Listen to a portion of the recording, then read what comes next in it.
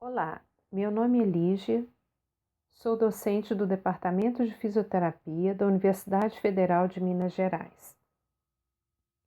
Essa aula tem como objetivo ensiná-lo a utilizar a eletroterapia para ativar a contração de músculos inervados. Ao final dessa aula, espera-se que você entenda cada parâmetro da corrente e seus efeitos na eletroterapia. Você deverá conseguir prescrever esses parâmetros de forma a usar adequadamente a eletroterapia para a ativação muscular. Este gráfico você já conhece. Ele mostra a percepção da passagem da corrente elétrica pelos nervos sensoriais, motores e nociceptivos, de acordo com a intensidade e largura do pulso. Note que a corrente será percebida antes de haver uma resposta motora. Em intensidades altas e com pulsos maiores de 100 microsegundos, a corrente começa a ser percebida como um estímulo doloroso. Quando utilizamos a eletroestimulação para evocar uma resposta motora, precisamos lembrar que ela não tem os mesmos efeitos da contração voluntária. A ordem de recrutamento das fibras motoras é distinta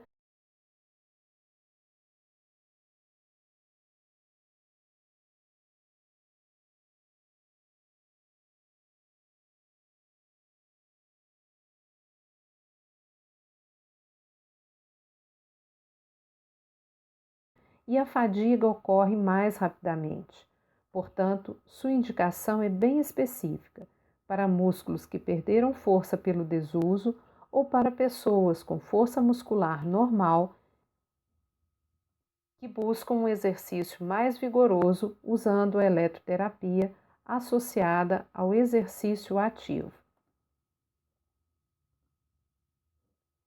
Na estimulação elétrica funcional, chamada de FES, usamos correntes pulsadas bifásicas em trens de pulso com aumento e redução progressivos da intensidade, ao que chamamos de rampas.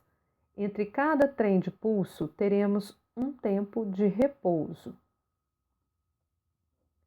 Antes de iniciarmos a eletroestimulação, será preciso definir os parâmetros da corrente.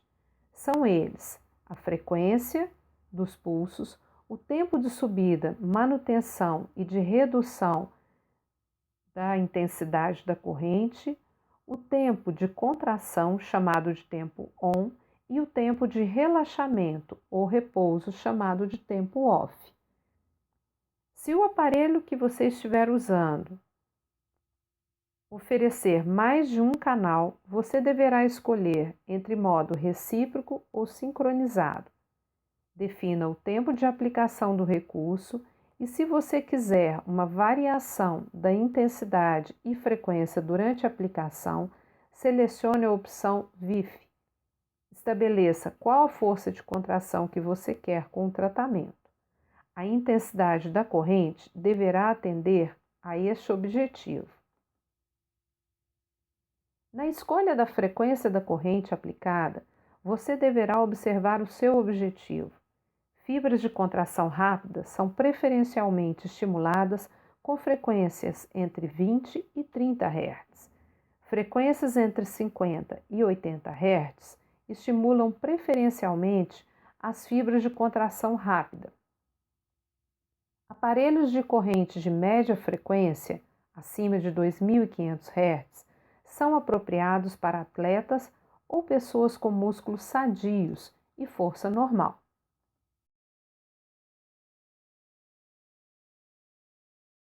Você pode ver o que acontece com a força de contração à medida em que a frequência do pulso aumenta. Note que a faixa ótima está entre 30 e 80 Hz.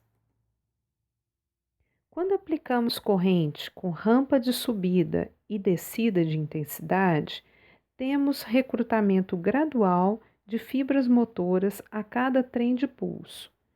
É recomendado que o tempo de duração das rampas esteja entre 1 e 4 segundos e que o tempo total de contração, chamado de tempo on, em cada trem de pulso não seja superior a 10 segundos.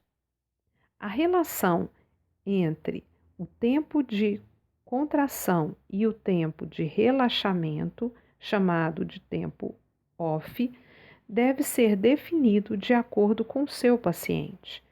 Pessoas com fadiga rápida devem ter tempo de relaxamento maior do que o tempo de contração. A relação 1:1 é o objetivo final do tratamento, mas só será possível em fases adiantadas ou em pessoas com grau 5 de força muscular já ao início do tratamento. A intensidade da corrente será regulada a cada sessão de acordo com a resposta observada. Se você for usar mais de um canal de saída de corrente, escolha o modo de saída, sincronizado ou recíproco. O modo sincronizado é indicado para estimulação de vários pontos do mesmo músculo ou para estimulação de grupos musculares, ou quando você desejar uma cocontração. Então, teremos um canal no agonista e o outro posicionado no antagonista. No modo recíproco, você terá um canal no agonista e o outro no antagonista, porém, enquanto um estiver em contração concêntrica, o outro estará em contração excêntrica.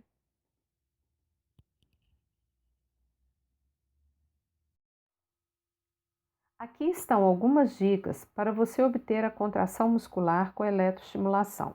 Você já sabe que a corrente deve ser suficientemente forte para desencadear um potencial de ação e, consequentemente, a contração muscular.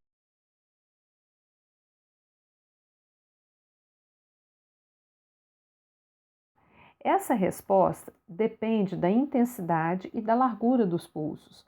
As terapias devem ser iniciadas com uma intensidade de corrente capaz de provocar uma contração muscular de 20 a 30% da contração voluntária máxima, com larguras de pulso menores que 1 milissegundo. O ideal é entre 200 e 500 microsegundos. As frequências devem estar entre 50 Hz ou distribuídas em trem de pulso de 15 a 30 Hz. O ciclo de trabalho ideal é de 1:1, mas evite a fadiga do músculo. Lembre-se que o ganho de força é progressivo. Não exceda 30 a 20 contrações com a estimulação elétrica, sendo que o tempo máximo deve ser de 20 minutos. Neste quadro, você tem as recomendações em relação à frequência, largura, intensidade, tempos de rampa e de contração e repouso e o tempo de tratamento, de acordo com o seu objetivo, seja ele fortalecimento muscular, reeducação muscular, redução de espasmo ou redução de edema, usando a contração como bomba muscular. Outras correntes podem ser usadas para ativação muscular, como a corrente Alce e a russa, que são correntes alternadas. Nesses casos, você irá definir apenas o tempo de contração e de repouso. Nas correntes pulsadas, você deverá definir a frequência dos pulsos. Antes de decidir pela eletroestimulação, siga esses passos.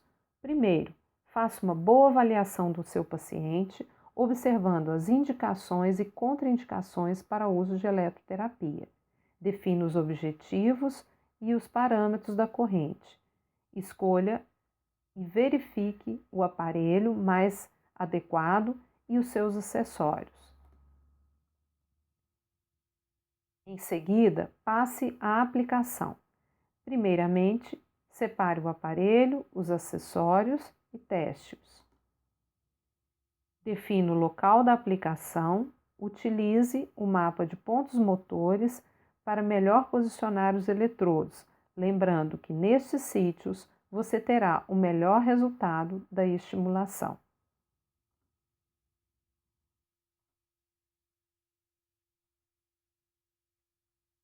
A definição da intensidade será feita de acordo com o resultado que você espera, uma contração leve, moderada ou vigorosa.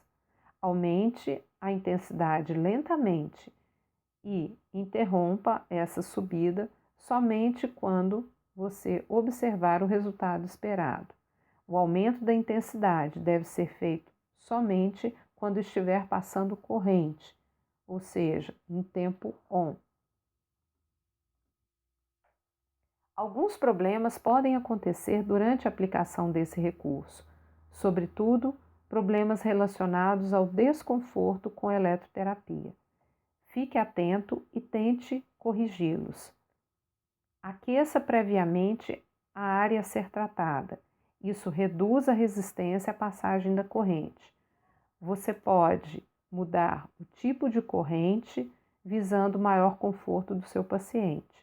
Utilize correntes com larguras menores. Outra opção é reduzir a largura do pulso da corrente em uso. Você poderá também aumentar o tamanho do eletrodo, reduzindo assim a densidade da corrente. Esta videoaula foi produzida como um recurso didático complementar às aulas teóricas da disciplina Recursos em Fisioterapia 1 do curso de graduação em fisioterapia da Universidade Federal de Minas Gerais. Para contato, utilize o e-mail recursos1@gmail.com. Obrigada.